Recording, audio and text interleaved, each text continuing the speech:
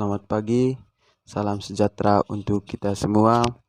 Perkenalkan, nama saya Ergenus Desen, Prodi Ilmu Pemerintahan dengan NIM 21520056, kelas IP 2B. Pada kesempatan kali ini saya akan menjelaskan pemahaman saya mengenai pemerintahan sebagai arena. Di sini, pemerintahan sebagai arena itu mengandung dua hal, yaitu tempat dan kegiatan. Dan orang menyebutnya tempat untuk bertanding atau berkontestasi, seperti arena sepak bola. Jadi ada lapangannya dan aktivitasnya tidak hanya bermain bola saja, tapi berbagai macam. Maksudnya, tidak hanya melihat teknik permainannya, tetapi ada juga politik di dalamnya, ada bisnis, ada manajemen, ada juga leadership. Tergantung kita melihatnya. Pemerintahan di sini sebagai objek yang dikaji yang melahirkan studi of government dari berbagai arena. Atau pemerintahan itu seperti hutan belantara yang tidak hanya berbicara tentang pohon, yang berbicara tentang binatang atau satwa di dalamnya, tetapi dilihat secara utuh. Makna pemerintahan sebagai arena. Pemerintahan dalam hal ini sebagai objek yang dikaji melahirkan studi of government dan dikaji dengan berbagai ilmu, dengan berbagai perspektif. Dan berbicara tentang arena itu lebih banyak tentang realitas atau kenyataan. Ada beberapa poin yang saya mau jelaskan di sini. Poin yang pertama itu policy making atau pemerintahan itu sebagai arena pembuatan kebijakan.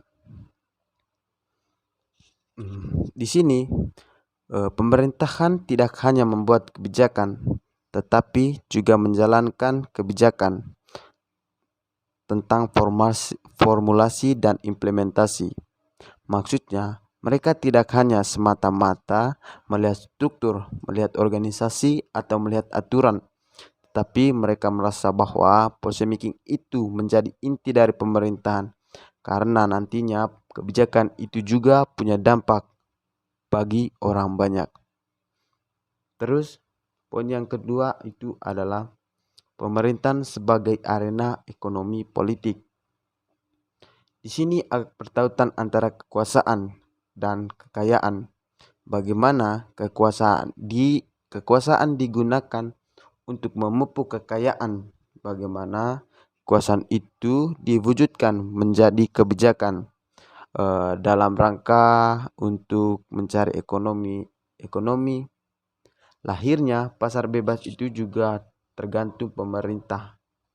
Bagaimana kekayaan itu bisa mempengaruhi kekuasaan.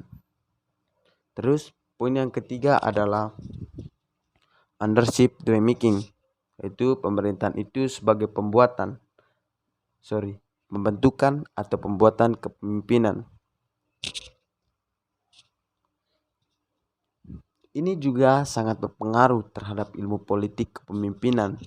Artinya studi ini menekankan pada aktor atau pendekatan esensi bahwa setiap hal, yaitu baik perubahan maupun kesinambungan tentang pemerintahan, itu sangat tergantung pada pemimpin. Artinya proses politik apapun termasuk proses pemilihan sangat berpusat pada kepemimpinan. Terus yang keempat itu government atau pemerintahan. Itu dipahami sebagai development making. Di satu sisi sebagai rekayasa yang dilakukan studi pembangunan, studi multidisiplin, tetapi juga banyak mengkritik pembangunan. Maksudnya, pemerintahan di dalam memberikan layanan publik, dalam menciptakan kemakmuran, sulit. Oleh karena itu, pemerintah ini harus menerapkan development kerja-kerja pembangunan supaya tujuan pembangunan dan kemakmuran bisa diraih. Artinya tidak hanya memberikan pelayanan, tetapi juga di mana pemerintah itu mengembangkan modal menumbuhkan ekonomi. Itu diyakini development star. Di sini development star sangat berpengaruh terhadap pemerintahan di belahan dunia. Intinya menghasilkan uang yang banyak. Maksudnya development star ini negara yang berperan aktif dalam dalam berpembangunan atau pembangunan yang digerakkan oleh negara. Terus poin yang kelimanya, pemerintahan itu sebagai arena kontestasi secara bebas di antara kelompok-kelompok kepentingan. Intinya, kebebasan setiap individu, setiap organisasi atau kelompok itu punya hak mengekspresikan, termasuk berkontestasi terhadap arena pemerintahan, termasuk kebijakan. Namanya pluralisme, seperti pasar secara terbuka. Maksudnya biarkan mereka yang melakukan permintaan dan penawaran, terus ada peraturan sendiri, pokoknya mengikuti pasar itu. Dan dengan begitu akan terjadi keseimbangan karena setiap orang itu punya kepentingan yang sama. Terus poin yang kelima, pemerintahan itu sebagai arena untuk elite making. Di sini mereka pemerintahan tidak percaya kepada rakyat. Intinya hanya dinikmati dan dijalankan maupun dikendalikan oleh segelintir orang. Adapun yang dikerjakan oleh pemerintahan itu bukan untuk rakyat, tetapi untuk segelintir elit ini. Elite making itu ialah segelintir orang yang sifatnya elit politik. Ini agak berbeda dengan leader making. Ini lebih berpusat pada orang-orang yang bukan sebagai kekuatan untuk perubahan, tetapi malah justru merampas perubahan. Terus poin yang ketujuh adalah pemerintahan itu sebagai arena perjuangan kelas. Kelasnya itu adalah pemilik modal sebagai rakyat jelita, dan yang buruh dan tani itu rakyat jelata. Artinya pemerintahan itu arena untuk membentuk rakyat jelita atau membentuk modal. Dan kaum buruh dan tani dieksploitasi oleh mereka.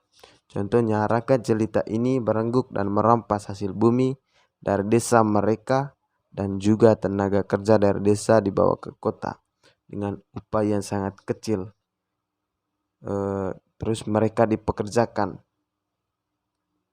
Nah, itu saja penyampaian pemahaman saya tentang materi pemerintahan sebagai arena.